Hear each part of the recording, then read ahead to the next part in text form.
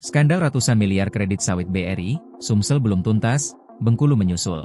Skandal kredit perbankan yang melibatkan oknum PT Bank Raya Indonesia dan perusahaan sawit ternyata bukan hanya terjadi di Sumsel. Kejaksaan Tinggi Bengkulu kini membongkar kasus serupa, mempertegas adanya pola kong-kali-kong terstruktur antara perbankan dan korporasi di berbagai daerah. Penyidik pidana khusus Kejati Bengkulu resmi menetapkan 2 tersangka, mantan Wakil Kepala Divisi Bisnis Agro Bank Raya Indonesia TBK tahun 2016, Sartono, dan karyawan swasta BRI, Faris Abdul Rahim. Keduanya diduga memuluskan pencairan fasilitas kredit sebesar Rp119 miliar kepada PT Desaria Plantation Mining yang beroperasi di Desa Gunung Megang, Kecamatan Kinal, Kabupaten Kaur. Kredit jumbo tersebut disalurkan tanpa memenuhi prosedur baku perbankan, hingga berujung macet dan berpotensi menimbulkan kerugian negara dalam jumlah besar. Asal kredit ini sudah bermasalah sejak awal. Dana yang dicairkan tidak digunakan sebagaimana mestinya dan tidak pernah dibayarkan kembali, tegas Asisten Intelijen Kejati Bengkulu, Jumat, 15/8. Penyelidikan yang dimulai sejak 25 Juli 2025 ini menemukan adanya manipulasi prosedur dan persyaratan kredit yang melanggar prinsip kehati-hatian perbankan serta tata kelola perusahaan yang baik. Kasus ini menyoroti lemahnya pengawasan kredit di sejumlah bank pelat merah.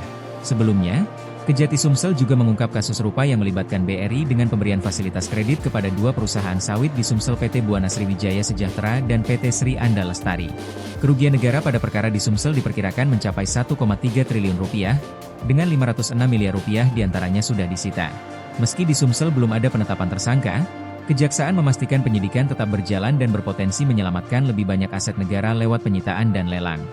Pengungkapan di Bengkulu dan Sumsel ini menguatkan indikasi adanya jaringan kejahatan terorganisir lintas provinsi yang melibatkan oknum perbankan dan korporasi besar di sektor perkebunan. Utamanya terkait BRI atau Bank Negara yang selama ini jarang tersorot. Deputi Komunitas Masyarakat Anti Korupsi Ferry Kurniawan mengatakan inilah momentum aparat penegak hukum untuk membersihkan praktik korupsi di perbankan terutama dalam pemberian fasilitas kredit.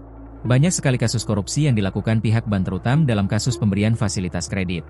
Tingkatannya dari pusat hingga ke pelosok daerah. Banyaknya kasus yang diungkap ini harusnya dijadikan momentum untuk melakukan bersih-bersih bank BUMN, jelasnya.